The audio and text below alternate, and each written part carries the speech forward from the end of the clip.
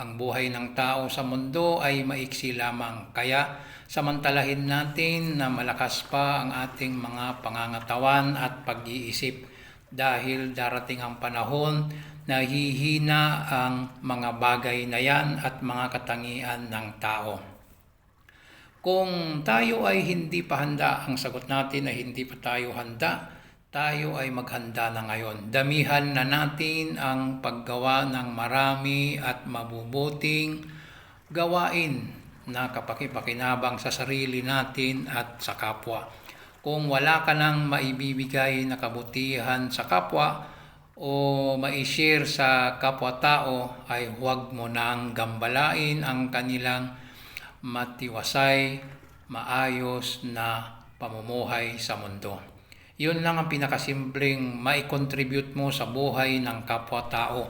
Huwag mo nang isturbuhin, huwag mo nang gambalain ang kanilang pamumuhay sa mundo. Ganun lang kasimple. Huwag kang magbigay ng perwisyo sa ibang tao. Ayusin mo ang sarili mo, gawin mo ang dapat na responsibilidad mo sa sarili mo at obligasyon mo sa Panginoon. Tayo ay hindi lamang pinapunta dito sa mundo para kumain, matulog, kung ano pa mang mga makamundong gawain lamang, kundi tayo ay pinapunta ng Panginoon dito sa mundo para sambahin siya. Ngayon, ang pagsamba sa Panginoon ay maraming mga paraan, maraming mga sanga ang pagsamba sa Panginoon. Kahit nga pakikipagkapwa-tao ay pagsamba rin sa Panginoon. Ang pagtinda o pagninegosyo na naaayon sa batas ng Panginoon, ang hindi ka nandaraya at hindi ka nanlalamang ay pagsamba rin. Pinakaugat ng pagsamba sa Panginoon ay ang pagdarasal. Sa mga Muslim ay ginagawa nila ito 5 beses sa isang araw. Ang mga tao ay hindi lamang pinapunta dito sa mundo para katulad nung sinabi ko na kumain, matulog, o ano pa mang makamundong bagay, kundi makikipagkapwa-tao sila, makikisalamuha sa ibang tao sa maayos na pamamaraan. Huwag nating abusuhin kung tayo man ay may kakayanan, may kapangyarihan. Huwag nating abusuhin ang ipinagkatiwala sa atin, sapagkat darating ang panahon tayo ay tatanungin sa mga ipinagkatiwala sa atin. Ikaw na nanonood nito ay may gantimpala kang matatanggap na ibibigay ng Panginoon sa iyo kung ito ay i-share mo sa iba para malaman nila ang good news. Ang good news ay alalahanin natin na tayo ay pansamantala lamang dito sa mundo. Tayo ay maglalakad din katulad nung mga tao na nakita natin kanina na naglalakad sa kalsada. Ang kaibahan lamang ay wala nang tulungan doon. Hindi ka na makakatanggap ng tulong mula kanino. Kahit na kamag-anak mo, asawa mo, tatay mo, nanay mo, o sino pa mang naging kaibigan, katuwang mo sa buhay dito sa mundo. Ang makakatulong sa iyo ay ang mga mabubuting ginawa mo dito sa ibabaw ng lupa. Kaya samantalahin natin ang kalakasan ng ating katawan, ang kalakasan ng ating pag-iisip, ang kalakasan ng ating bunganga na mag-share ng mga mabubuting salita at ipagbawal ang mga hindi magandang salita. Yun ang magiging katulong natin sa kabilang buhay.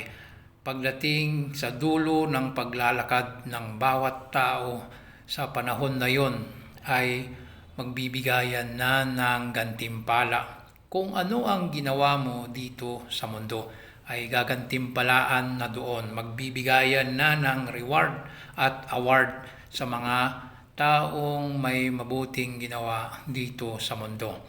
Kaya mga kapatid, damihan na natin, uulit-ulitin ko, damihan natin ang paggawa ng mabuting gawain dito sa mundo sapagkat tayo ay pansamantala lamang. Iwasan nating makabigay ng perwisyo sa ibang tao sapagkat gagantimpalaan ka rin doon nang hindi rin maganda ang gantimpala ang pamimirwisyo sa ibang tao. kung ano ang hirap na maranasan ng taong pinerwisyo mo, ay mas mahirap pa ang perwisyo na ibibigay ng Panginoon sa iyo sa kabilang buhay. Kaya kung meron ka mang naperwisyo na tao, ngayon pa lang ay humingi ka na ng kapatawaran. Humingi na tayo ng kapatawaran. Si Propeta Muhammad sallallahu alaihi wasallam nga ay araw-araw, halos oras-oras siyang humihingi ng kapatawaran. Kung titingnan natin, si Propeta Muhammad sallallahu alaihi wasallam ay halos pinatawad na ang lahat ng kasalanan niya. Una at huling kasalanan niya, kung meron man, ay pinatawad na ng Allah subhanahu wa ta'ala. Sapagkat siya ay sugo ng Allah subhanahu wa ta'ala dito sa mundo. Ikaw pa na hindi ka sugo, tayo ay tao lamang nagkakasala. Kaya bilang tao na nagkakasala, tayo ay humingi ng kapatawaran sa Panginoon. Araw-araw, minuminuto kung kaya natin. Ngunit kung hindi naman, siguraduhin natin sa sarili natin, ang ating mga ginagawa ay naaayon sa kautusan ng Panginoon. At iwasan natin makaperwisyo sa ibang tao sapagkat ito ay may naghihintay na kaparusahan sa kabilang buhay kung tayo ay nakakaperwisyo sa iba. Kaya samantalahin na natin mga kapatid ang ating buhay sapagkat ito ay saglit lamang. Maiksi lamang ang buhay natin dito sa mundo. Maraming salamat sa iyong panonood kung nakaabot ka man dito sa dulo ng video na ito. Hanggang sa muli, maraming salamat.